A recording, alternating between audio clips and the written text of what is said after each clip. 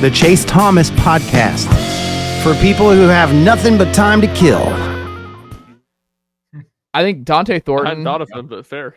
Yeah. I think it has to be. Like, Dante Thornton is the only one I know that can contribute from this past. Like, he is the only one. Like, it's just, you look at Tennessee's, like, I don't think people understand. He was behind Trey Harris and Ryan Williams in the SEC as, like, their biggest big play receiver in all the SEC. Like, you look at where this offense would be if Dante Thornton was not available all season long. If he got hurt early on, what does this passing game look like? How many games does Tennessee win? We talk about what they are with Dylan Sampson if he's not in the picture.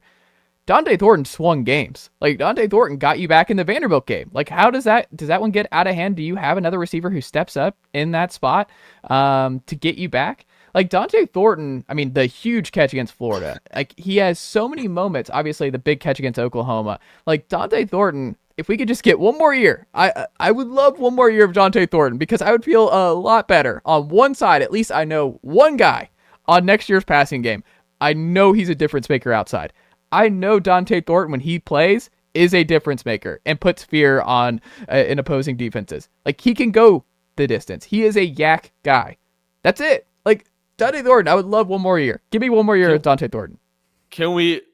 I love it if we add the stipulation that Josh Heupel and Kelsey Pope are forced to play him 40 snaps a game. Yes. They have to. They have to play him 40 snaps. Yes. They cannot play their best. You're not allowed to play your best receiver 20 snaps. Yes. If we can add that stipulation, I like it. And one I didn't think of. Cooper Mays and James Pierce were the other two that I was debating it between. Mays was the other one for me as well. I just wanted to say Peely because I knew no one else was going to say it. But Peely's a great pull. I agree. That is a great pull. Because Peely, you kind of forget about him because he was gone for so long this year that he's just kind of been out of the picture. But that was a good pull. Man, it's going to be interesting. I feel like people are going to be like, they were so negative about the offense. Look, I think we have all kinds of offseason time to look at it, but two things can be true. Tennessee's in a really good spot in a lot of ways. We talk about it. The defense is solid. Defense is going to be totally fine. Like, I think the defense is in a great place. We're not saying definitively the offense is going to be worse next year. It is fair, though, to say the offense is in a scary place going into next season. Like, it is fair to be concerned about how young this receiving core is going to be. It's fair to be concerned at the tackle position and how young and inexperienced that's going to be. It's fair to wonder about just the offensive line as a whole without Cooper Mays, and we've seen what that looked like without Cooper briefly. Like, I like William Satterwhite a lot. It's just it's uncharted waters for Tennessee. Running back, it's fair to be like, I think this is the most concerning the running back room's ever been under Heupel. Doesn't mean that it can't be better or can't be solid, and they can't do a nice rotation of Lewis, Morris, and Bishop, and it's all fine.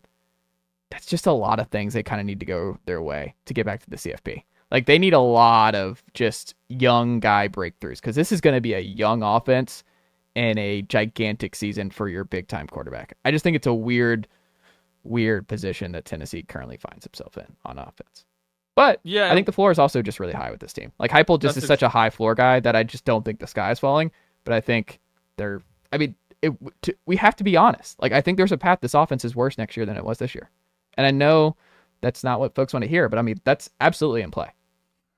I would that against it. I would if I was I would definitely say that next year is probably going to be worse if I had to bet on it right now. I agree. Yeah, I think all that's accurate. And you said it, like, the floor is high. I don't think the ceiling's falling or the sky is falling. I would be surprised personally, not shocked. I'm not saying that's not possible, but I'd be surprised if they go worse than 9-3, to be honest. I think 8-4 is very much in play. I think it's the worst case scenario. 8-4 is the worst case scenario for Heupel at Tennessee. Worst case scenario and in play, yes, I would be, but I would still be surprised. Like, I just, not that it's impossible. Do people not remember this team was shut out in the first half for a month? Like, that happened. That, like, it feels like forever ago, but like that was going on. Like, we saw like that was going on throughout this year. We're like, what has happened to this offense? Like, that is. I don't know. Yes, but I will say to that point, like, to me, I don't have as much that concern. The Arkansas game, I think, is independent because, yes, everything about that was very concerning. But the Florida and Alabama game, Nico missed open touchdown passes, and I feel he was better down the stretch. I think not that he can't miss them, but I think he's going to be better. And Dylan, you fumbled in the red zone multiple times in those games too. You turned the ball over in the red zone multiple times in those two games. It's not to say that's not a fair concern, but I do feel like Tennessee moved past that a little bit. Yeah. Ryan, nicely done, nephew. The Chase Thomas podcast. Hell yeah.